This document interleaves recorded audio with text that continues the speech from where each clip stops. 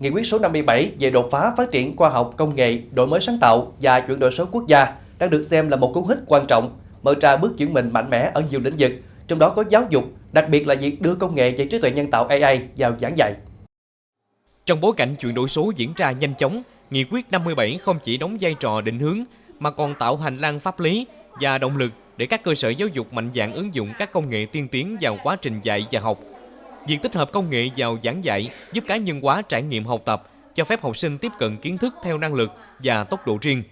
Giáo viên cũng được hỗ trợ bởi các công cụ thông minh trong việc xây dựng bài giảng, đánh giá kết quả học tập và theo dõi tiến độ của học sinh một cách chính xác hơn. Không chỉ dừng lại ở lớp học, Nghị quyết 57 còn thúc đẩy việc xây dựng hệ sinh thái giáo dục số toàn diện, từ nền tảng học trực tuyến, kho học liệu mở đến các ứng dụng quản lý thông minh. Đây là tiền đề quan trọng để Việt Nam từng bước bắt kịp xu hướng giáo dục hiện đại trên thế giới.